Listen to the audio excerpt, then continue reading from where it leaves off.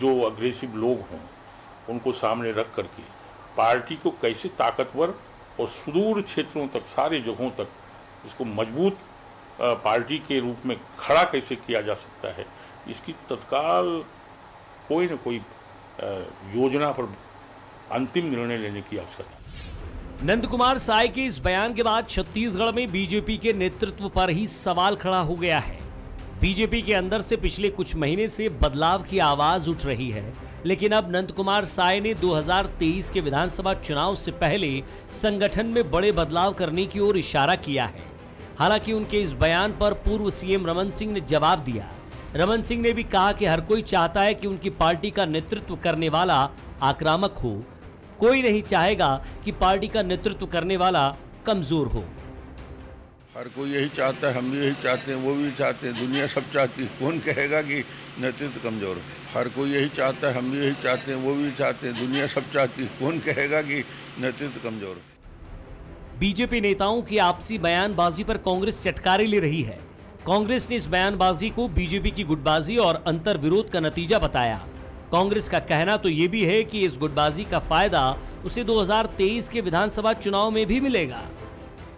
लगातार बयानबाजी जो उनकी पार्टी में चल रहा है, ये दिखाता है कि आज भी भारतीय जनता पार्टी में आपस में अंतर विरोध है। वो गुटबाजी से मुक्त नहीं हो पा रहे हैं। वो किसी भी प्रकार से छत्तीसगढ़ में कांग्रेस को चुनौती देने की स्थिति में नहीं बन पा रही है। ये पहला मौका नहीं है जब नंद कुमार साय ने बदलाव को लेकर बयान दिया है। इससे पहले भी वो पार्टी स्तर पर बदलाव की बात कह चुके हैं, लेकिन अब उनके बयान से एक बार फिर प्रदेश की सियासत गर्मा गई है। कांग्रेस इसे बीजेपी का अंतर विरोध और अंतर कलह बता रही है। वहीं बीजेपी के बड़े नेता खुद स्वीकार कर रहे हैं कि आक्रामक नेतृत्व की जरूरत है। नमस्कार, आज के मुद्दे में आप सभी का स्वागत है। मैं हूं आदित्य नामदेव। क्या भारतीय जनता पार्टी के भीतर सब कुछ ठीक ठाक नहीं चल रहा है? क्या 2018 की हार ने इतना ज्यादा बेचैनी भारतीय जनता पार्टी के भीतर बढ़ा दी है कि अब आदिवासी नेतृत्व जो पहले कुछ नहीं बोलता था, अब सब कुछ बोलने लगा है और बोलना पड़ भी रहा है? क्योंकि जिस प्रकार से 3.5 साल का कार्यकाल विपक्ष के तौर पर भारतीय जनता पार्टी का देखा गया है, वो वैसा कार्यकाल बिल्कुल नहीं कहा जा सकता जो पिछला 2013 से 2018 की कांग्रेस की भूमिका हमने प्रदेश में देखी थी। क्या आक्रामकता वाकई भारतीय जनता पार्टी के भीतर खत्म होते जा रही है? क्या वाकई में ऐसा प्रदेश अध्यक्ष चाहिए जो बेहतर आक्रामकता के साथ विपक्ष के नाते सरकार के खिलाफ सड़क पर आ सके, जनता के बीच जा सके?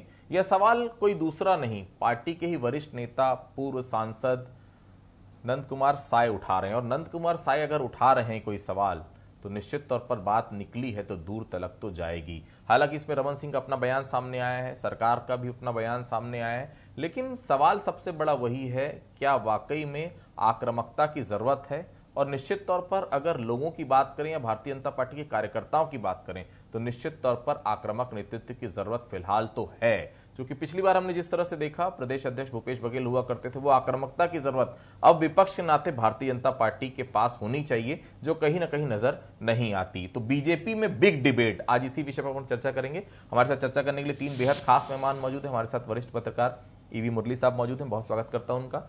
हमारे साथ कन्हैया अग्रवाल जी हैं, कांग्रेस के वरिष्ठ नेता हैं, बहुत स्वागत करता हूं उनका। हमारे साथ राजीव चक्रवर्ती साहब हैं, भारतीय जनता पार्टी के नेता हैं, प्रवक्ता हैं, बहुत स्वागत करता हूं उनका। मैं सबसे पहले मुरली साहब के पास ही चलता हूं। मुरली साहब, ये बात आज की नहीं है। अगर हम कार्यकर्ताओं के बीच जाएं तो कार्यकर्ता यही कहते थे कि इन चेहरों के भरोसे 2023 में हम सत्ता में वापसी नहीं कर सकते। ये बड़ा सवाल अभी से नहीं है, शुरू से नजर आ रहा है। अब नंद कुमार साय को भी बोलना पड़ रहा है कि आक्रामकता की जरूरत है। मतलब साफ है, जो प्रदेश अध्यक्ष हैं, जो नेता प्रतिपक्ष हैं, वो फिलहाल आक्रामक नजर नहीं आ रहे हैं। और आक्रामकता अगर नहीं हुई तो फिर 2023 की राह कैसे आसान होगी? किस तरह से देखते हैं आप नंद कुमार साय के बयान को? आदित्य जी, चुनाव के लिए बहुत वक्त नहीं है, लगभग 1.5-2 साल बाद चुनाव होना है। लेकिन चुनाव नज़दीक आते आते हुए भी भारतीय जनता पार्टी में जिस तरह से सामंजस्य दिखना चाहिए या जिस तरह से आक्रामकता तेवर दिखना चाहिए, वो तेवर नहीं दिख रहा है। तो शायद भारतीय जनता पार्टी के जो कार्यकर्ता है और नेता को अभी ये बात महसूस हो रही है कि कांग्रेस को अगर एक जीतना है कांग्रेस को, अगर यहाँ पे अगले चुनाव में मुकाबला देना है तो उनको एक ऐसे नेतृत्व की ज़रूरत है जो पूरी पार्टी को साथ लेकर चल सके। और एक भारतीय कांग्रेस के जो नेतृत्व है, खासकर मुख्यमंत्री का जो बहुत ही आक्रामक नेतृत्व है, तो उसको मुकाबला करने वाले नेतृत्व की ज़रूरत है। 3.5 साल में भारतीय जनता पार्टी के जो लोग जिस तरह से उनको विपक्ष की भूमिका निभानी है वो तो निभाया है थोड़ा बहुत, लेकिन जिस तरह से कांग्रेस को जो हालत है अभी, उसको जो तीव्रता इनमें होनी चाहिए वो शायद नहीं है। कार्यकर्ता ये महसूस कर रहे हैं और अलग भारतीय जनता पार्टी के जो बड़े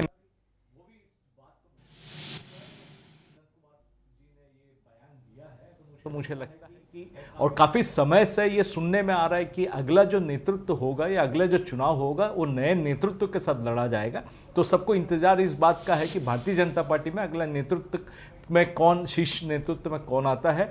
आदिवासी नेता सामने आएंगे या फिर किसी ऐसे नेता को सामने लाएंगे जो अपना तेवर दिखाने में भी सक्षम हो और कांग्रेस पार्टी को हताशा में ले जाने के लिए भी सक्षम हो। बिल्कुल, मेरे साथ राजीव चक्रवर्ती साहब भी मौजूद हैं। राजीव चक्रवर्ती साहब से मैं बात करता हूं। राजीव जी, जिस तरह की आक्रामकता होनी चाहिए विपक्ष के नाते, वो आक्रामकता नजर नहीं आ रही है। सरकारें जहां नहीं थी वहां भी सरकार आप बनाते जा रहे हैं। शिवसेना हटी, फिर शिवसेना के एकनाथ शिंदे जी को आपने मुख्यमंत्री बनवा दिया, आपके फडणवीस जी डिप्टी सीएम बन गए। लेकिन जरा चर्चा छत्तीसगढ़ की भी तो करिए। 15 साल सरकार रही, 14 के विधायक, उससे ज्यादा आप विधायक यहाँ पर बना नहीं पाए अपने। और 2023 की राह बहुत आसान नहीं है। आप भी एक कार्यकर्ता है, मुझे बहुत अच्छे से याद है 2018 में जब सरकार नहीं बनी थी तो कार्यकर्ताओं ने जश्न मनाया था। हालांकि आप कैमरे के सामने भले एक्सेप्ट ना करें, लेकिन कार्यकर्ता चाहते थे कि उस बार सरकार ना आए और फिर से आप जमीनी स्तर पर लड़ाई शुरू करें। वो आक्रामकता अभी तक तो नजर नहीं आई। राजीव जी, कब नजर आएगी? अब ज्यादा समय नहीं बच गया, 1.5 साल बचा है चुनाव को। नहीं आदित्य जी, मैं आपको बताऊं, थोड़ी सी रीति नीति अलग है। अगर आप याद करेंगे 2002 और 3 का दौर, तो जोगी जी हमारे 12 विधायकों को लेकर चले गए और लोग तो कयास लगाने लगे कि भाजपा गई, अब भाजपा कभी आ नहीं सकती। और जोगी खार, जोगी सार, जोगी जी का डेरा, इतना सवेरा, नया सवेरा, कांग्रेस 30 साल तक ज्योति बसु का रिकॉर्ड तोड़ेगी, ये सारी बातें तमाम मीडिया में और सभी जगह आती थी। लेकिन आप देखिए कैसे संघर्ष करते करते हमने बाजी को पलटा। टर्मिनेटर्स आए बहुत सारे, हमारी टीम आई और हम विजयश्री हासिल किए। वो 12 विधायक तो अलग छोड़िए साहब, हम जीत कर आए, बस्तर से सरगुजा थे। आज तो स्थिति उससे अच्छी साहब कि हमारे विधायक डटे हुए हैं सदन में और हमारे पूरे नेतागण सड़क पर है। तो सड़क पर नेता और विधायक सदन पर अपनी बात उठा रहे हैं, दमदारी से उठा रहे हैं।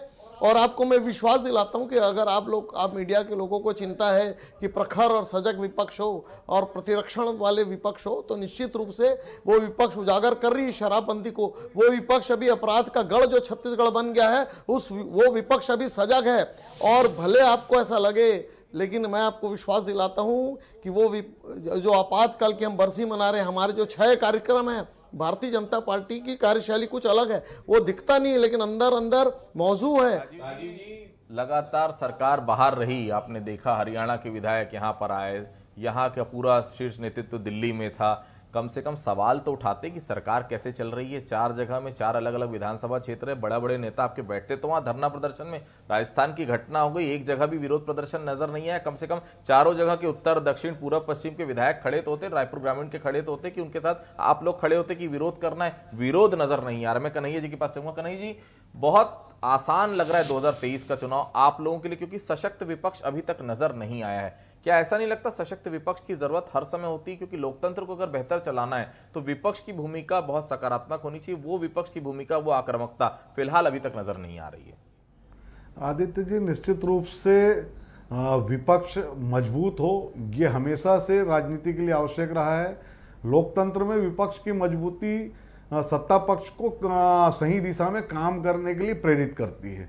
लेकिन जहाँ तक आज का जो विषय है, जिस विषय पर हम चर्चा कर रहे हैं, राजीव जी भले उसको स्वीकार नहीं रहे हैं, उनकी मजबूरी है, पार्टी का मामला है, ये मजबूरियां सबके साथ आती हैं। लेकिन यदि नंद कुमार साय जैसे वरिष्ठ नेता कह रहे हैं किसी बात को, जो अपने समय में नेता प्रतिपक्ष भी रह गए, प्रदेश अध्यक्ष भी रहे, तमाम पदों पर रह चुके हैं, राष्ट्रीय स्तर पर वो आयोग के अध्यक्ष भी रहे, वो उनको स्पष्ट रूप से दिख रहा है वास्तव में कि भारतीय जनता पार्टी के अंदर में क्या पक रहा है, क्या चल रहा है, किस वजह से पार्टी।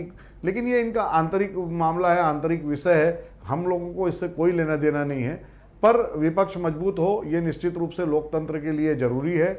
और कांग्रेस की जहां तक बात है, आपने कहा कि 2023 हमको आसान दिख रहा है। आसान मान करके तो हमने अभी किसी उपचुनाव को भी नहीं लड़ा। हर उपचुनाव में वही मेहनत की जो आम चुनाव में होती है, और जब तक हम पूरी मेहनत नहीं करेंगे, जब तक हमारे कार्यकर्ता और नेता सब मिलकर एक साथ अच्छा काम, अच्छा परफॉर्मेंस नहीं करेंगे, चाहे वो जनता के बीच में हो या कार्यकर्ताओं का मामला हो, कार्यकर्ता और पार्टी और संगठन का सत्ता का मामला हो, या आम जनता और सरकार का मामला हो, हर जगह जब बेहतर परफॉर्मेंस होगा तभी उसका जो है नतीजा आएगा। और वो नतीजा लगातार इतने वर्षों में आया है। निश्चित रूप से भूपेश बघेल जी जब प्रदेश अध्यक्ष थे, टी.एस. सिंहदेव जी नेता प्रतिपक्ष थे, तो छत्तीसगढ़ में भाजपा की 15 साल की सरकार नहीं जाएगी वाला जो मामला चलता था कि और चलेगी ये सरकार, पर जो वास्तव में भूपेश जी के और बाबा साहब के नेतृत्व में जिस आक्रामक तरीके से 5 साल में जो आंदोलन चले, उन आंदोलनों का, उस लड़ाई का भी परिणाम रहा कि भारतीय जनता पार्टी की 15 साल की सरकार 15 सीट पर सिमट गई थी।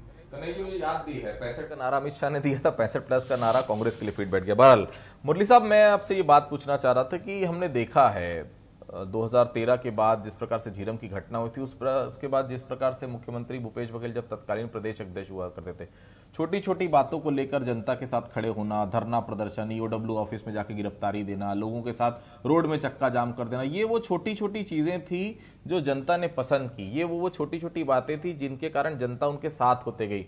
ऐसा नहीं लगता कि अब समय बहुत ज्यादा नहीं है, विपक्ष को सड़क पर आना ही पड़ेगा, और एसी में बैठे वो नेता जो 15 साल तक मंत्री रहे, 15 साल बड़े बड़े पदों पर रहे, अब उनको ये समझ में आना पड़ेगा, या तो वो पद छोड़ दें, सामने से हट जाएं, या फिर जिस जगह पर है कम से कम जनता के लिए सड़क की लड़ाई लड़ें। न तो सड़क में वो लड़ाई नजर आती है, न तो सदन में वो लड़ाई नजर आती है। मुरली साहब। आदित्य जी, शायद 15 साल सत्ता में रहने के बाद भारतीय जनता पार्टी के जो नेता है वो कॉम्प्लेसेंट हो गया है। उनको जो 15 साल वो एसी कमरों में थे, 15 साल वो शासन के जो लाभ थे उसको उठा रहे थे, उसके बाद अब जब वो विपक्ष में है, विपक्ष में उनको जो भूमिका है वो शायद कंफ्यूज्ड है। उनको समझ में नहीं आ रहा है कि भाई सत्ता के खिलाफ लड़े या सत्ता के साथ चले। ये एक अजीब विभत्स स्थिति में है भारतीय जनता पार्टी आज, मुझे लगता है। नहीं तो भारतीय जनता पार्टी जो हमेशा से विपक्ष में रहकर एक बहुत बेहतरीन भूमिका निभाती थी, वो पिछले 3 साल से जो उनका आक्रामक रवैया होना चाहिए वो नहीं है। लेकिन इसके बावजूद भी कुछ नेता जो है विधानसभा में बहुत अच्छे सवाल उठाते थे, सरकार को घेरने में कई बार कामयाब हुए, लेकिन वो जो लड़ाई विधानसभा के अंदर है वो सड़क पर भी लाने की ज़रूरत है। सड़क पर अगर जिस दिन भारतीय जनता पार्टी सरकार को घेरने में कामयाब हो जाएगी, उस दिन शायद हो सकता है 2023 की जो चुनाव है, जो लड़ाई है, वो पलट सकती है। हमें कहा जाता है कि विपक्ष की भूमिका भारतीय जनता पार्टी बहुत बेहतर तरीके से निभाती। छत्तीसगढ़ में कहाँ चूक हो रही? क्यों आप लोग सड़क पर नहीं आ पा रहे? किस बात का इंतजार कर रहे हैं? अब गुजरात चुनाव भी आने वाला है, उसके बाद छत्तीसगढ़, मध्य प्रदेश का नंबर है, राजस्थान का नंबर है। कहाँ रह गई है भारतीय जनता पार्टी? क्यों नहीं आ पा रही सड़क में? क्या अभी भी उम्मीद है वही रमन सिंह, वही धर्मलाल कौशिक, वही राजेश मूणत, वही बृजमोहन अग्रवाल ही नैया पार लगाएंगे? क्या नया नेतृत्व नहीं चाहिए आप लोग को? क्या आपको नहीं लगता नए नेता सामने आए, नए कार्यकर्ता नेता बनकर उभरे और 2023 की राह आसान करें? क्या फिर वही चेहरों पर अपना आने वाले समय में 2023 का दांव लगाना चाह रही भारतीय जनता पार्टी?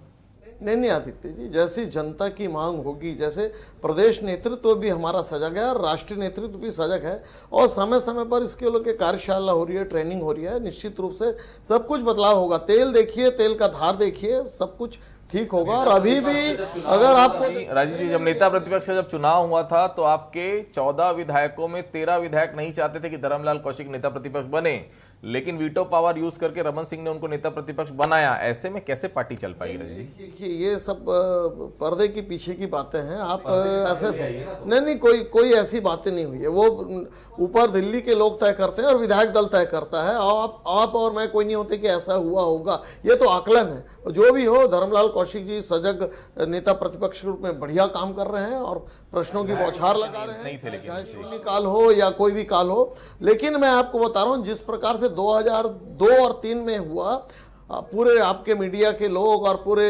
विपक्ष के लीडरान, हाँ बल्कि कांग्रेस को आपको देखना चाहिए कि 2.5 साल का फार्मूला था, उसको लेकर विधायकगण भी बड़े असंतोष में है। जो हमारे सत्यानंद शर्मा जी थे नाराज है और दिल्ली तक आवाज गई कि छत्तीसगढ़ डोल रहा है, बाबा बाबा बोल रहा है। तो आपको तो उधर भी ध्यान देना चाहिए कि कांग्रेस के भी लोगों को टिकटें कटने वाली है।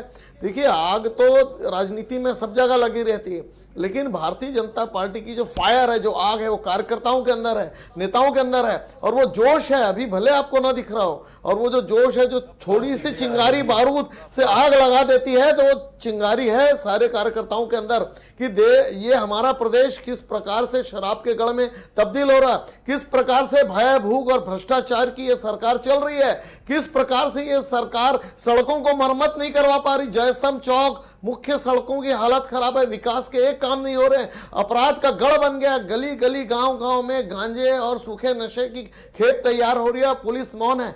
हम लोग बिल्कुल जनता के साथ खड़े हैं और समय आने पर इसका जवाब दिया जाएगा। और आज भी मैं आपको तो आपातकाल का कार्यक्रम चला, मन की बात का लगातार कार्यक्रम चल रहे हैं, अभी भले आपको दिखलाई नहीं दे, लेकिन अंदरूनी लड़ाई चल रही है और वो इस सत्ता को उखाड़ फेंकेगी, इस भय और भूख वाली सरकार को उखाड़ फेंकेगी। और जो किसानों के साथ दगाबाजी हुई, महिलाओं के साथ दगाबाजी हुई शराबबंदी के नाम पर, ये सारे तमाम चीजों को लेकर हम भारतीय जनता पार्टी के कार्यकर्ता और नेता एक नया इतिहास गढ़ेंगे और 2023 में विधानसभा में कमल का फूल खिल के रहेगा। कह रहे हैं आप जनता के साथ खड़े, उम्मीद यही कि जनता भी आपके साथ खड़े हो। कन्हैया जी, भारतीय जनता पार्टी की फिलहाल बात करें तो प्रदेश अध्यक्ष कौन है आप जानते हैं बहुत बेहतर तरीके से, नेता प्रतिपक्ष कौन है आप जानते हैं बेहतर तरीके से। ये वही चेहरे हैं जो फिर से रिपीट हो रहे हैं। नेता प्रतिपक्ष पहले प्रदेश अध्यक्ष थे, उनको नेता प्रतिपक्ष बना दिया गया।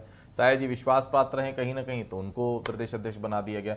लेकिन ऐसा नहीं लगता, देखिए कांग्रेस में भी दिक्कतें तो हैं, इसमें कोई दो मत नहीं है, लेकिन भारतीय जनता पार्टी के लिए चूंकि विषय कांग्रेस का नहीं है, लेकिन चूंकि भारतीय जनता पार्टी मुख्य विपक्षी पार्टी है, 15 साल तक सत्ता में बैठी है, रमन सिंह 15 साल तक मुख्यमंत्री रहे। ऐसे में देखिए वो मुद्दे जो जनता के मुद्दे, इसमें कोई शक नहीं कि जो आप लोगों ने वादे किए थे उसमें आज अगर हम बात करें जनता के बीच में तो बहुत सारे ऐसे वादे हैं जो पूरे नहीं हो पाए। सबसे बड़ी समस्या बेरोजगारी की समस्या, सबसे बड़ी समस्या जो आपने कहा था बेरोजगारों के लिए करना शराबबंदी, उसकी कोई बात ही नहीं होती है। ऐसा नहीं लगता कि नेतृत्व भारतीय जनता पार्टी किसको दे या किसको नहीं दे उससे मतलब नहीं, लेकिन हाँ सरकार ने जो वादे किए थे वो अभी तक पूरे नहीं हो पाए। कन्हैया जी देखिए, सरकार के वादों की जहां तक बात हम करें तो मैं तुलना मैं वही कह रहा हूं कि 15 साल और 5 साल की हम लोग बात करें, क्योंकि अक्सर 70 साल और 10 साल की ये बात करते हैं, तो जिन वादों को लेकर के कांग्रेस सरकार में आई उनमें से प्रमुख वादा था किसानों की कर्जा माफी का, प्रमुख वादा था उनको 2500 रुपये कीमत देने का, इन वादों को, और एक वादा था बिजली बिल की दरों को कम करने का। इन तमाम चीज़ों पर हमने, हमारी सरकार जब बैठी, भूपेश बघेल जी ने पहला जो हस्ताक्षर किया वो किसानों का कर्जा माफी का था। वो किसानों को 2500 रुपये धान का उपज मूल्य दिलाने का था, 400 यूनिट तक की बिजली आधे दाम पे देने का वादा पूरा किया। बोलिए कन्हैया जी। मैं कह रहा हूं राजीव जी, आप चिंता मत करिए, अभी आप जो कह रहे थे उस पर भी आऊंगा। शहरी स्लम स्वास्थ्य योजना, आत्मानंद स्कूल, ये तमाम चीजें ऐसी है जिनके कारण आज प्रदेश में सरकार का परफॉर्मेंस दिख रहा है और सरकार को एक के बाद एक लगातार जीत कांग्रेस को मिली है यदि किसी मुद्दे पर, तो ये लोकसभा को भी याद रखिए कन्हैया जी। और जो राजीव जी कह रहे थे कि इतने सारे आरोप जो राजीव जी लगा रहे थे, और साथ में ये भी कह रहे थे जो आपने विषय उठाया कि भाजपा निष्क्रिय दिख रही है। यदि इतने सारे आरोप हैं, इतने सारे मुद्दे हैं, इतनी सारी विफलताएं हैं सरकार की, तो भारतीय जनता पार्टी कहां है? क्या विपक्ष की भूमिका शून्य हो गई है? विपक्ष सरकार मुद्दों को नहीं उठा पा रहा है। यदि विपक्ष इन मुद्दों को उठाता हुआ दिखता तो आज इस चैनल पर बैठकर हम आपके स्टूडियो में इस विषय पर चर्चा नहीं कर रहे होते कि भारतीय जनता पार्टी की आक्रामकता कहां खो गई है। यदि इस मुद्दे पर चर्चा हो रही है तो स्पष्ट है कि हमारी सरकार का परफॉर्मेंस सबसे अच्छा होने के साथ साथ भारतीय जनता पार्टी इस कदर बिखरी हुई है कि अपने लोगों की समस्या नहीं निपटा पा रही है, तो प्रदेश की जनता के लिए क्या लड़ेगी? ये वो लोग हैं जो लोग केवल और केवल सत्ता के लिए सत्ता में आना चाहते हैं और सत्ता का लाभ पाना चाहते हैं। जनता के लिए लड़ना कभी नहीं सीखा है। जिनके वादे को हम निभाए हैं, जिन लोग को काम ये नहीं कर पाए थे उन कामों को हमने करके दिया है, ये बात कर रहे हैं। ये था कि ऐसा होता क्यों मुरली साहब की इतने बड़े बड़े नेता होते हैं लेकिन सेकंड लाइन डेवलप नहीं करना चाहते। रमन सिंह लगातार 15 साल मुख्यमंत्री रहे, दूसरी लाइन, दूसरी पंक्ति आज तक नजर नहीं आती। ये कहीं ना कहीं बड़ा खामियाजा नहीं लगता? क्योंकि कोई भी चीज तयशुदा नहीं है कि जिंदगी भर उन्हीं को सीएम रहना है। भाई सेकंड लाइन आपको तैयार तो करना चाहिए। वो क्या वो सेकंड लाइन की कमी एक भारतीय जनता पार्टी में बड़ी आप देख रहे हैं? मुझे लगता है कि जो सेकंड लाइन तैयार नहीं होने के कारण हमारे जितने भी पॉलिटिकल पार्टीज हैं वो एक प्रोफेशनल तरीके से काम नहीं कर रही है। उम्मीद भारतीय जनता पार्टी का कैडर से था, क्योंकि Bharatiya Janata party cadre based party है, तो वहाँ पे ये उम्मीद था कि कहीं ना कहीं से सेकंड लाइन वहाँ पे वो लोग डेवलप करेंगे। लेकिन छत्तीसगढ़ में आप देखेंगे कि सेकंड लाइन कहीं निर्मित नहीं हुआ। उसका प्रमुख कारण ये है कि जो नेता ऊपर है वो दूसरे अपने एक किसी कॉम्पिटिटर को खड़ा करना नहीं चाहता। ये सबसे पहला कारण है। जहाँ तक पार्टी है जो अगर आप कहें कि क्लैन ओरिएंटेड पार्टी है, जो कोई घर से संबंधित है, ऐसे पार्टियों में यह है कि अगर पिता का समय खत्म हुआ तो बेटा बन गया, तो इस तरह से वहाँ चलता है, तो वहाँ एक सेकंड लाइन ऑटोमेटिकली तैयार होता है। लेकिन ऐसी बड़ी पार्टी है जैसे भारतीय जनता पार्टी, वहाँ पे हमेशा ये रिक्वायरमेंट होता है कि आप खासकर कैडर बेस्ड पार्टी है, इनको ट्रेनिंग का काफ़ी अनुभव है, ये अपने कार्यकर्ताओं को ट्रेनिंग देता है। लेकिन किसी कार्यकर्ताओं को नेता बनने के लिए या किस तरह से सेकंड लाइन तैयार होना है, इसका ट्रेनिंग कोई नहीं देता। बड़े नेता हो, अगर आप 15 साल भारतीय जनता पार्टी के देखेंगे तो जो नेता इनका मंत्री रहे हैं 15 साल वही मंत्री रहे हैं, कोई बदलाव नहीं आया। ये नहीं कि अगर पहला 5 साल अगर आपने किसी को मंत्री बनाया तो सेकंड टर्म में उनको चेंज करे, नए लोगों को चेहरा लाए, ये भारतीय जनता पार्टी ने किया नहीं। शायद यही सबसे बड़ी गलती भारतीय जनता पार्टी की है, जो आज Bharatiya Janata party second line के लिए भुगत रही है। और भारतीय जनता पार्टी का सेकंड लाइन जब तक वो खुद होकर तैयार नहीं करेगा, छत्तीसगढ़ में पार्टी को और मजबूती से खड़ा करने के लिए तकलीफ जरूर होगी। राजीव जी, जो मौजूदा नेतृत्व है क्या वो काफी लग रहा है 2023 की लड़ाई लड़ने के लिए? क्योंकि एक तरफ दमदार सरकार है, मुख्यमंत्री खुद हैं जिन्होंने विपक्ष की भूमिका कैसे निभाई हम सब ने देखा।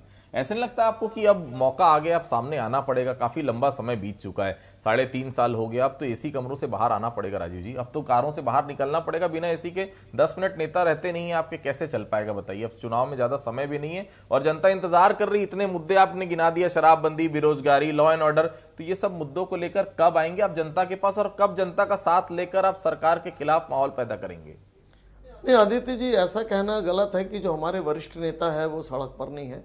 निश्चित रूप से सड़क पर है। अब आपको फायर नहीं दिख रहा है, जो फायर आपको दिखना चाहिए, नहीं, सब लगे हुए हैं। जो देखिए एक टीम होती है ना, एक टीम जो एक आप देखेंगे किसी टीम में एक अच्छा सेंट्रल फॉरवर्ड चाहिए, एक अच्छा गोलकीपर चाहिए, 2 अच्छे बैक चाहिए, तो हमारी टीम भी तैयार हो रही साहब। ये वरिष्ठ जो जन जिनको आप सोच रहे हैं, ये भी इनका मार्गदर्शन बिल्कुल मिलता रहेगा और इनका जो दीर्घ अनुभव है राजनीति का, प्रशासन चलाने का, वो अनुभव भी लेंगे। और तेज तर्रार जो बोलते हैं फ्रेश ब्लड ऑलवेज रिक्वायर इन सिस्टम, तो वो फ्रेश ब्लड भी हमारे साथ है। हमारी युवा मोर्चा की एक बहुत बड़ी टीम है, बाकी मोर्चा प्रकोष्ठ की टीम है, और ये सब मिलकर एक नया इतिहास गढ़ेंगे। मैं आपको विश्वास दिलाता हूं इस डिबेट के माध्यम से, और जनता को भी विश्वास दिलाता हूं कि कांग्रेस पार्टी खून के आंसू रोएगी।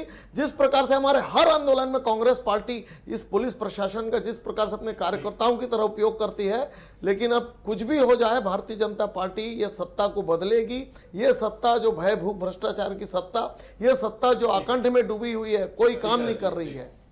कन्हैया जी, इसमें कोई शक नहीं कि भारतीय जनता पार्टी नए नए परिवर्तन करते रहती। हो सकता है कोई नया नेतृत्व आ जाए, हो सकता है जो 14 आपको नजर आ रहे हो चेहरे, उन 14 के 14 चेहरों को बदल दिया जाए। ये बड़ा परिवर्तन करने में माहिर है भारतीय जनता पार्टी।